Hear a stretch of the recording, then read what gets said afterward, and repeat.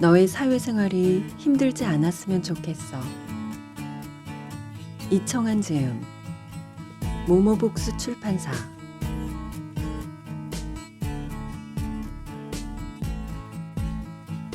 번아웃. 참 이상한 일이었다. 힘든데 왜 힘든지를 모르겠고 매사에 열정적으로 임하고 있는데 어디서 누군가 뒷목을 잡아당기는 것만 같아서 초조해하다 주저앉게 되고, 몸과 마음이 동시에 추웠다가 더웠다가 피 같은 눈물이 철철 흐르다가 또 누가 농담 한마디만 던져도 까만 속을 숨기려 까르르 웃었다. 아무 문제가 없고 나는 그저 열심히 주어진 일들에 최선을 다하고 있었는데 왜 주말 중 하루는 중환자처럼 꼼짝없이 누워서 심신의 에너지를 촘촘히 보충해야 했을까? 누가 명명했는지 모르겠지만 그 말 참 적절하다. 번아웃. 스스로 열의에 타올랐는데 왜 아무것도 남지 않은 것 같지? 뭐라도 남았으면 좋겠다. 덜 억울하게.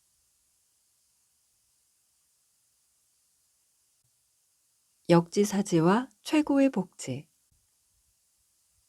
세상 대부분의 상사는 부하 직원을 다소 답답하게 생각한다. 왜냐하면 답답하니까. 나 때는 안 그랬으니까. 나라면 안 그럴 것 같다는 마음이 드니까. 그리고 지금 나는 저 친구에게 어떤 일을 시켰고 그 일은 해결되지 않고 특정한 그 일만 보인다. 왜 마무리가 안 되지? 왜 중간 보고가 없지? 이 친구를 시키느니 그냥 내가 할 걸 그랬나 하는 생각이 들곤 한다. 그게 내가 아는 모든 상사들의 속마음이다. 그런데 상사들은 이걸 모른다. 상사의 눈에 안 보이는 자잘한 현업으로 부하 직원은 상당히 큰 고통 속에 여러 가지 일을 하고 있다는 것을. 부하 직원이 어떻게 일하는지 일의 전 과정, 모든 프로세스에 대해서 충분히 공감하는 상사는 거의 없다고 봐도 무방하다. 그리고 일정 규모 이상의 회사들은 직속 라인, 직속 팀과만 일하지 않고 여러 선임, 상사, 임원과 함께 일하는 구조로 되어 있으니 더욱 그렇다. 때문에 간혹 의사소통의 문제가 발생할 확률도 존재한다. 상사가 부하 직원의 고충을 알 수 없다면 반대로 부하 직원도 상사 어깨에 짓눌린 그 막중한 책임감과 부담감을 절대 알 수 없으리라.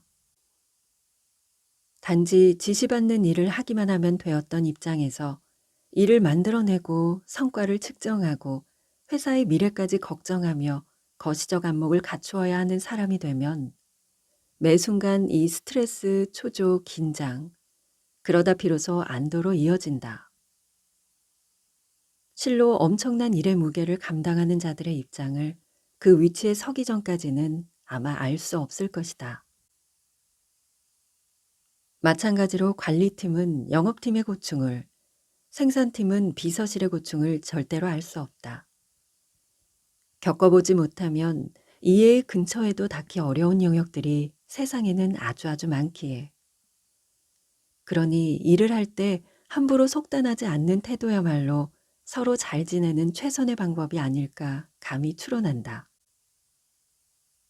다만 이 글을 읽는 여러분들이 상사의 입장보다는 부하 직원의 입장에 계신 분들이 많을 테니 욕먹을 각오로 적어본다. 제발 상사 욕은 하지 말자. 그리고 내 상사가 어려운 사람이라고, 이상한 사람이라고, 답답한 인격을 가졌다고, 저 사람 리얼 꼰대라고 생각하지 않을 것을 권한다. 그냥 사람이라고 생각하자. 일하러 와서 만난 존재 그대로의 사람. 내가 어떻게 하느냐에 따라서 더할 나위 없이 든든하고 좋은 사람이 되어주기도 하는 존재다. 여러 해 동안 회사와 조직을 경험해 보니 회사에 정붙일 사람이 단 한 명만 있어도 회사 생활은 훨씬 더 즐겁다. 매일 소망한다. 우리 모두의 회사 생활이 진심으로 즐겁기를. 그리고 더 나아가 넓은 범주에서 사회생활이 모두 즐겁기를. 사람을 적으로 보지 않고 친구로 여기기 시작하면 상사나 부하 직원이나 기본적으로 내 편이라 생각하게 되면 그곳이 천국이다. 또한 그것이 최고의 복지를 실현하는 길이다. 나의 하찮은 초능력. 나에게는 특별한 능력이 있다. 이게 초능력이라면 참 좋겠지만 애석하게도 그 정도의 능력은 아니다. 하지만 듣는 사람에 따라서는 초능력으로 생각할 수도 있는 능력이다. 나는 소리에 민감한 편인데 그래서인지 반복적으로 소리를 들으면 저절로 학습이 된다. 그리하여 가지게 된 능력이 사람의 발소리를 외우게 되는 이상한 능력이다. 이게 무슨 능력이냐고 말할 수도 있겠지만 이 사소한 능력으로 회사에서 재미있는 일들이 가끔 벌어진다. 탕비실에서 뒤를 돌아보지 않고도 사람이 걸어오는 소리만으로 누군지 맞춘다거나 여자 화장실 칸 안에 앉아 있으면서 세면대에서 손 씻는 사람이 누군지 맞추는 정도의 재미랄까? 사람마다 바닥을 내디딜 때 내는 소리가 다르다. 비슷한 사람들도 있지만 유심히 들어보면 미세하게 조금씩 다르기 마련이다. 이는 걸음걸이의 속도와 신발의 소재, 발이 발바닥에 닿을 때 신발을 끄는 정도에 따라서 소리가 달라지는 것이라고 봐야 한다. 다만 커다란 대전제가 있으니 신고 다니는 신발이 자주 바뀌면 안 된다는 것이다. 그러면 구별하기 어렵다. 웃긴 것은 낯선 발소리를 들었을 때의 내 상태다. 누구의 발소리인지 확인하기 위해 기어코 목을 돌려 얼굴을 본다. 낯선 자를 경계하는 치와와나 미어캣 같다. 그리고 한동안 익숙했으나 오랫동안 듣지 못했던 발소리를 들었을 때도 마찬가지다. 이 소리 그분인데? 하고 확인을 한다. 실제로 그랬다. 본사에 함께 있다가 계열사로 법인 이동했던 상사가 있었는데 아주 오래간만에 그분 발소리를 듣고 일하다가 깜짝 놀랐던 경험이 있다. 소리에 의한 반복 학습의 결과가 이렇게나 무섭고 신기하다. 관찰하다 보면 또 다른 재미도 있다. 걷는 소리를 들어보면 성격이 나온다. 늘 빠르게 걷는데 성격이 느긋한 사람은 없다.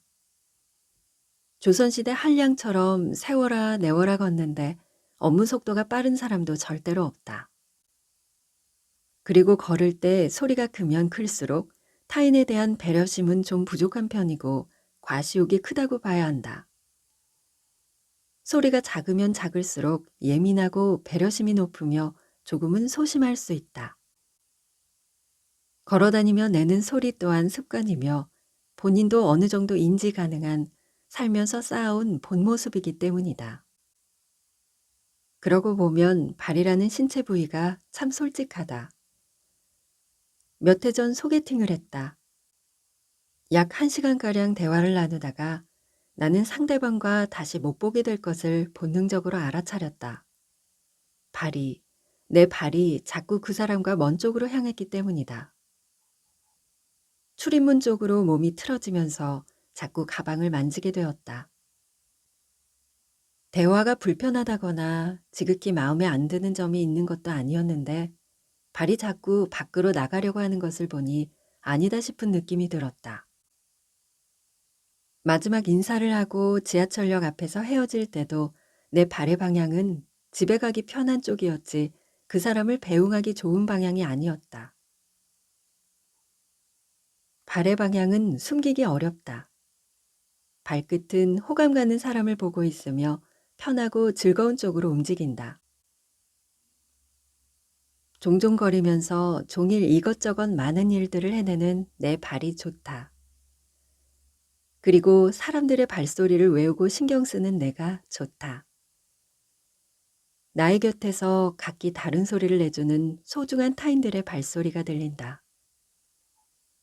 각자의 삶을 위해 뛰고 걸으며 소리를 내는 우리들의 발이 때론 안쓰럽지만 그 삶의 무게만큼 꽉 실린 체중만큼 참 좋다. 사람에게는 각양각색의 발소리만큼 다양하게 눈부신 매력이 있다. 내가 그걸 일일이 외워주진 못하겠지만 각자가 스스로 잊지 않았으면 좋겠다. 자신의 가장 솔직한 신체 부위인 발이 걸을 때마다 세상을 향해 내딛는 소리가 얼마나 매력적이고 자기다운지. 당신의 발은 지금 어디로 향하고 있는가? 가장 당신답게 탐구하여 한 번뿐인 인생 재미있게 전진할 준비가 되었는지. 자신만의 발소리를 내면서 다들 매력적으로 살았으면 좋겠다. 능력 같지도 않은 이상한 능력으로 가끔 미소 짓고 사는 사람의 작은 바람이다.